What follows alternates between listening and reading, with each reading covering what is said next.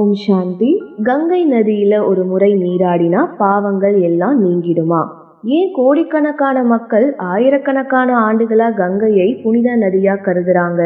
இது வெறும் தண்ணீரின் சக்தியா, இல்ல இதுக்கு பின்னாடி மறைந்திருக்கும் ஒரு ஆழமான ஆன்மீக ரகசியமா? இன்னைக்கு ராஜயோக கண்ணோட்டத்துல கங்கை பற்றிய புராண கதையின் குறியீட்டு அர்த்தத்தையும், உண்மையில ஆத்மாவை தூய்மைப்படுத்தும் ஞான கங்கை எதுங்கிறதையும் நம்ம தெரிஞ்சுக்கலாம்.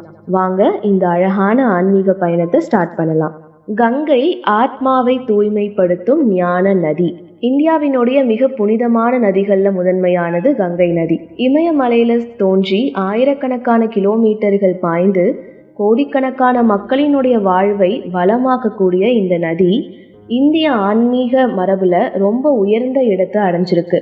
புராணங்கள்ல கங்கை இமவான் மன்னரின் மகளாகவும் பார்வதி தேவியின் சகோதரியாகவும் வர்ணிக்கப்படுறா. ஒரு காலத்துல பகீரதன்கிற மன்னன் கடுமையான தவம் செஞ்சு கங்கை பூமிக்கு வரணும்னு பிரம்மா கிட்ட வேண்டினான். அதுக்கு பிரம்மா, கங்கை மிகுந்த வேகத்தோட பூமிக்கு வந்தா உலகமே வெள்ளத்துல மூழ்கிடும், அதனால முதல்ல சிவபெருமான் அவருடைய ஜடாமுடியில கங்கையை தாங்கணும்னு சொல்றாரு. பகீரதன் சிவபெருமானையும் தவத்தால மகிழ்விக்கிறான். இறுதியில கங்கை வானத்திலிருந்து வேகமா இறங்கினான். சிவபெருமானினுடைய ஜடாமுடி அவளது வேகத்தை அடக்கி அமைதியா பூமியில பாயக்கூடிய நதியா மாத்துது. இந்த கதையை நம்ம எல்லாருமே கேட்டிருக்கோம். ஆனா இதனுடைய ஆன்மீகம் அர்த்தம் என்ன? ராஜயோக கண்ணோட்டத்துல கங்கைங்கிறது வெறும் நீர் ஓடும் நதி மட்டும் கிடையாது. அது இறைவனின் தெய்வீக ஞானத்தின் ஓட்டத்தை குறிக்குது. உடலை நீர் சுத்தப்படுத்தலாம், ஆனா ஆத்மாவை தூய்மைப்படுத்துறது தண்ணீரால முடியாது. ஆத்மாவை தூய்மைப்படுத்துறது இறை ஞானமும் ராஜயோக நினைவும் மட்டும்தான். பிரம்மா குமாரிகள் விளக்கத்தின்படி பரமாத்மா சிவன் அவருடைய தெய்வீக ஞானத்தை பிரம்மா பாபாவின் மூலம் மனித குலத்துக்கு வழங்குறாரு. ஒரு தாய் தனது குழந்தைக்கு பாலை அளித்து வளர்க்கிற மாதிரி பிரம்மா பாபா இறை ஞானத்தை கொடுத்து ஆத்மாக்களை ஆன்மீகமா வளர்க்கக்கூடிய கருவியா விளங்குறாரு.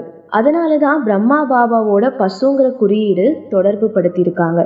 பசு பாலை வழங்குற மாதிரி இறை ஞானம் பிரம்மாவின் வாய் மூலம் உலகுக்கு பாயுது.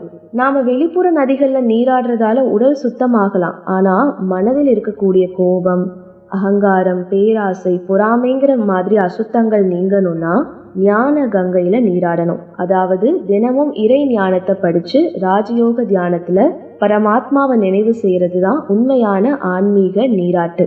அப்போ ஆத்மா திரும்பவும் தூய்மையாகவும் அமைதியாகவும் சக்தி நிறைந்ததாகவும் மாறுது. அதனால உடலை தூய்மைப்படுத்தும் கங்கை ஒன்று, ஆத்மாவை தூய்மைப்படுத்தும் ஞான கங்கை இன்னொன்று. நாம் அந்த தெய்வீக ஞான கங்கையில தினமும் நீராடி நம்முடைய வாழ்க்கைய அமைதி, அன்பு மற்றும் தூய்மையால நிரப்புவோம். நல்லது. ஓம் சாந்தி.